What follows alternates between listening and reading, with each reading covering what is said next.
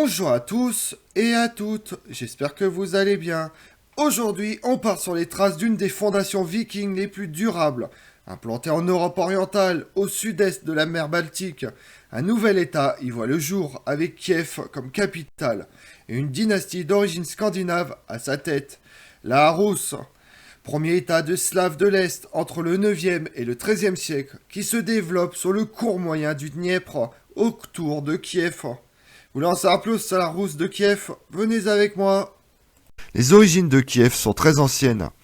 Les vestiges archéologiques indiquent que la région est peuplée depuis le Paléolithique supérieur, dès 3000 avant Jésus-Christ, puis à l'époque de la fin du Néolithique. Des tribus pratiquant l'agriculture et l'élevage s'installent sur le site actuel de Kiev. Les foules révèlent encore nombre d'artefacts datant des âges du cuivre, du bronze et du fer. Les tribus de la région commercent alors avec les peuples nomades des steppes du sud, Scythes, Sarmates, Khazars, et les colonies grecques bordant la mer Noire. La légende consignée dans le récit des temps passés, XIIe siècle, attribue la construction de la ville au prince Poliana, qui, aidé de ses deux frères, telle serait l'origine du toponyme Kiev. La ville est aussi mentionnée par des historiens et des géographes byzantins, germains et arabes. L'archéologie a pour sa part montré que la fondation de Kiev remonte au 6e ou au 7e siècle. Les Slaves de l'Est, qui ont certainement migré à partir de la région du Bas-Danube, occupent au début du 9e siècle les steppes et les forêts comprises entre les Carpates et le cours supérieur du Don. Les chroniques russes énumèrent les 11 tribus qui les constituent. Ces tribus, ainsi que les populations baltes ou finnois autochtones des contrées où elles s'établissent, vont être intégrées dans l'État de Kiev, selon un processus à peu près achevé au milieu du XIe siècle. Des Vikings énigmatiques, un Orient mystique, c'est en Europe de l'Est que ces deux mythes se sont rencontrés, rendant difficile l'écriture de l'histoire de l'interaction entre Scandinaves et populations d'Europe orientale. On fait ainsi traditionnellement débuter celle-ci en 862 avec l'appel de tribus slaves et finno-ougriennes au prince scandinave Riurik. Selon la chronique des temps passés, les premières annales de l'Europe orientale compilées à Kiev au début du XIIe siècle. Et Riurik a emmené avec lui sa famille, une tribu nommée Rus. Ses descendants ont par la suite fondé le premier État des Slaves orientaux, dont le centre était Kiev. État que les historiens dénomment communément la Rus de Kiev. Cette fondation s'est forgée autour de la route des Varegs aux Grecs, qui allait de la mer Baltique à la mer Noire en passant par les fleuves et permettait de rejoindre l'Empire byzantin et sa capitale Constantinople. Les Varegs s'emparent de Kiev au milieu du 9e siècle puis forment une élite dirigeante avec les Slaves.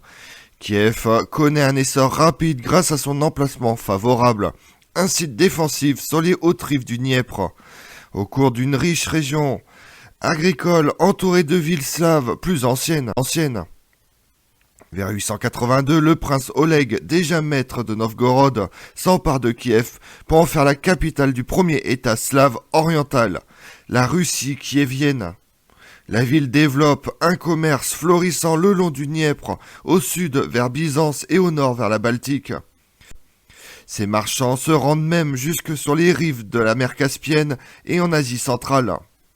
Les règnes d'Olep, 882-912, d'Igor, 913-945 et d'Olga, 945-964. Et enfin, de Sviatoslav, 964-972, constitue la première période de l'État de Kiev. Le grand prince de Kiev est alors entouré de sa Doutchna, troupe de guerriers avec laquelle il soumet les populations sur lesquelles il lève le tribut. Ces populations sont essentiellement composées de paysans, dispersés en hameaux, pratiquant une culture intensive ou vivant de la forêt. La Droudjina assure aussi la défense des convois des marchandises acheminées vers le Dniepr ou la Volga. Le commerce s'intensifie dans les deux directions. D'une part, Kiev échange avec les marchands arabes des produits de la forêt, de la cire, du miel, des fourrures et des esclaves, contre des objets de luxe, soieries, poteries et des dirhams d'argent, échanges qui s'effectuent sur les marchés du royaume de Bulgarie, de la Volga et de l'Empire khazar. D'autre part, des relations commerciales régulières, codifiées par les traités de 907, 911, 945 et 971, sont établies avec l'Empire byzantin. Les villes, centres de l'artisanat, du commerce et du pouvoir princier, se développent rapidement. En 988, l'introduction du christianisme à Kiev renforce son rôle spirituel. L'alors Kievio-Pieszczerk, monastère des catacombes, et les ruines de la Porte d'Or reflètent encore la splendeur de la ville à son apogée. Elle est alors réputée pour ses arts, les mosaïques et les fresques de ses églises et son excellente maîtrise du travail de l'argent.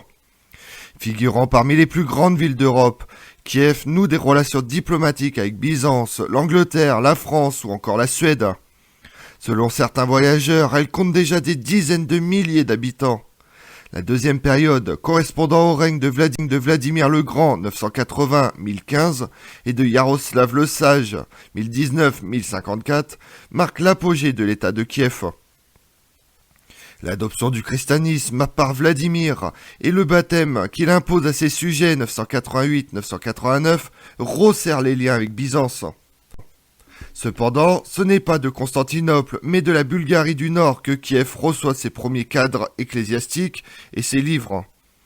L'orthodoxie imprégnera toute la vie du pays et favorisera son unification. La victoire de Yaroslav le Sage sur les Petchénègues en 1036 met un terme au raid incessant des nomades, et le souverain peut se consacrer à l'élaboration des institutions de son État et à son développement culturel. Kiev est alors un des grands centres culturels de l'Europe. Après le règne de Yaroslav le Sage, la période est marquée par les luttes de succession entre les fils et petits-fils de Yaroslav, et l'apparition des Koumans vers 1054, dans les steppes méridionales. L'État de Kiev est alors composé d'une dizaine de principautés, dont les plus marginaux deviennent le patrimoine des descendants des princes auxquels ils ont été confiés, tandis que le noyau central demeure le domaine commun des princeries auriques, dont l'aîné est le grand prince de Kiev.